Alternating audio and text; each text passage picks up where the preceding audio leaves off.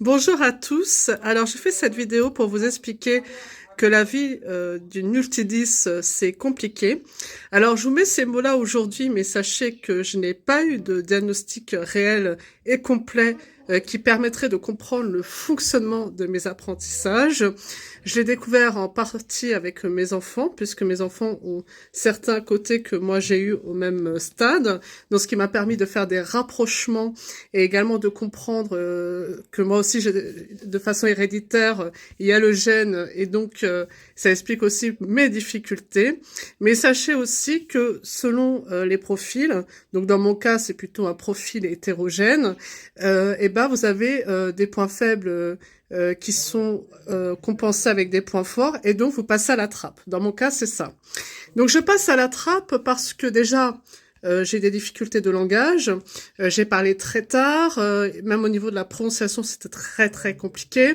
Donc il a fallu que j'ai un peu d'orthophoniste, j'en ai eu quelques années, mais je ne sais pas à quelle période, je n'ai aucune trace de tout ça, ni les difficultés précises. Mais je sais que ma mère a été très présente à mes côtés pour m'aider à apprendre à lire, parce que sinon, à l'école, je n'aurais jamais réussi à apprendre à lire, et elle m'a fait la méthode syllabique. C'est elle-même aussi qui m'a beaucoup aidée pour les dictées, puisque comme je suis dysorthographique, si elle m'avait pas fait toutes les dictées que j'ai faites, j'aurais pas acquis non plus ce niveau-là, même s'il n'est pas parfait.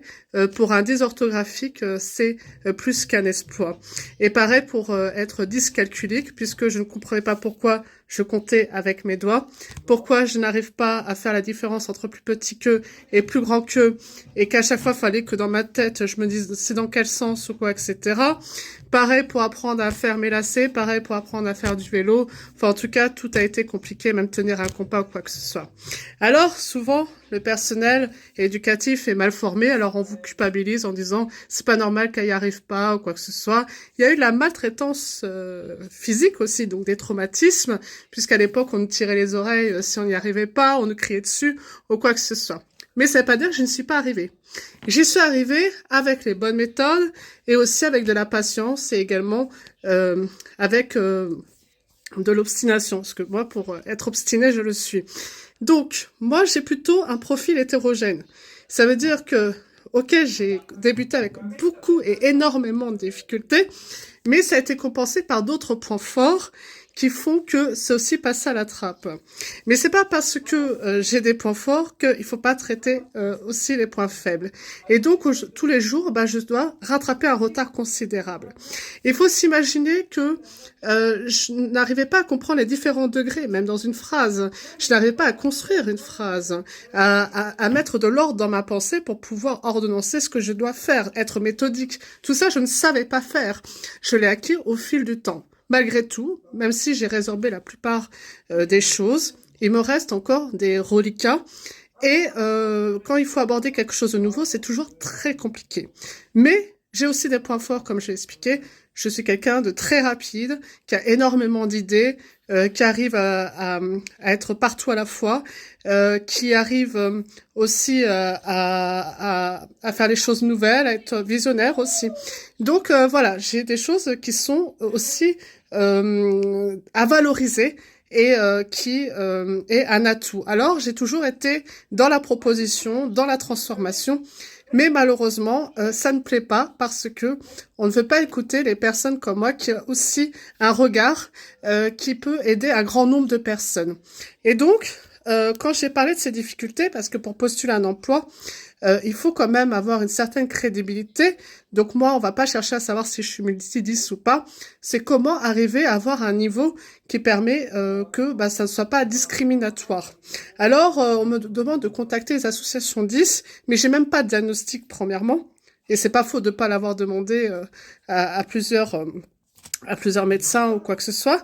Deuxièmement, quand vous essayez d'apprendre par vous-même, je vous mets au défi. Alors, si je vous prends, par exemple, 300 dictées d'écrivains avec des podcasts, avec la dictée. Déjà, c'est pas mauvais en soi d'écouter la dictée, d'écrire et tout. Mais vous avez personne qui va vous expliquer dans la formulation de la phrase, le sujet, le verbe, le complément, etc. Comment faut l'accorder. Moi, je me souviens que ma mère, quand elle m'aidait, quand elle m'accompagnait, elle faisait avec les couleurs sujet, verbe, avec les flèches, tout ça, etc., pour m'expliquer, etc. Et ça fonctionnait bien.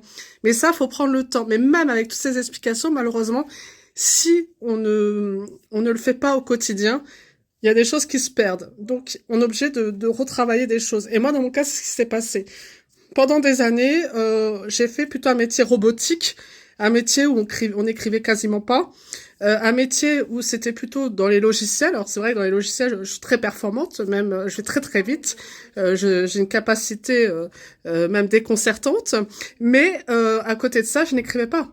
Donc, entre-temps, j'ai de nouveau des lacunes pour entretenir une orthographe correcte, surtout que dans la façon que je le vois, c'est pas ce que forcément j'écris. Donc, c'est aussi une difficulté. Et ça, je m'en suis rendu compte quand, dans mon travail, il y avait les tests Voltaire, où j'avais cette volonté de le faire, et que dans le test Voltaire aussi, c'est pas bien parce que on vous demande de choisir un mot, et en fait, le mot, des fois, vous le choisissez mal, pas parce que vous ne savez pas, c'est parce que, au niveau de la dyslexie, vous avez fait le mauvais choix. Mais pas parce que vous ne le saviez pas. Il y a ça aussi, il faut le savoir. Et c'est comme ça. Et c'est comme ça que je me suis rendu compte que ma dyslexie est bien présente. Et elle s'avère être encore plus omniprésente avec l'apprentissage de l'arabe, puisque là, je suis dans un exercice où le sens change, également avec les ponctuations qui vont changer le son. Donc là, c'est très compliqué pour moi. Et en plus, en sachant que la graphie change selon le début, milieu ou fin de phrase, avec en plus quasiment les mêmes lettres, mais qui vont changer le son selon le point. Enfin, c'est quelque chose qui pour moi là me fait flipper en soi. Alors, je me dis qu'il faut absolument qu'on me trouve une solution, parce que moi j'ai plein de bonne volonté, je suis autodidacte, j'ai énormément travaillé, je n'arrête pas de travailler. Pour essayer de m'en sortir aussi, parce que dans la situation dans laquelle je suis, c'est lié aussi à des procédures judiciaires qui sont toujours en cours, et dont j'irai jusqu'au bout de la procédure pour expliquer aussi ce qui s'est passé, et que ça ne doit pas rester en impunité.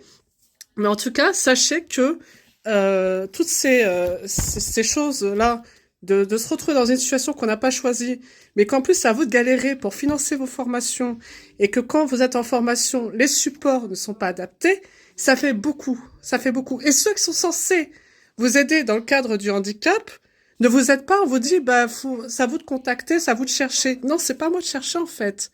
C'est à vous de me dire comment je fais. Parce que moi, les livres, je les ai. Hein. J'ai énormément financé des livres, en fait. Sauf que il me faut quelqu'un qui m'explique, qui reprenne avec moi et qui me dit parce que je suis kinesthésique. Ah oui, vous le savez pas, que les gens peuvent avoir des différences dans la façon d'apprendre. Même quand je faisais mes supports de formation, j'avais besoin d'avoir mon support, de faire mes marques, de m'approprier mes connaissances. Donc c'est pas pour embêter en fait. Mais à un moment donné, l'e-learning ou les choses comme ça va à petite dose. Mais pour des personnes comme moi, j'ai des très grandes capacités, mais à condition que derrière, je puisse apprendre correctement. Et quand j'apprends correctement et quand je maîtrise après, je suis une flèche. Tout simplement. Donc arrêtez de nous prendre pour des attardés, arrêtez de nous prendre pour des personnes qui sont cons, ou en fait, quand on arrive à nous donner la bonne méthode, souvent on dépasse même. Voilà. Donc c'était mon coup de gueule et j'espère que les choses avanceront.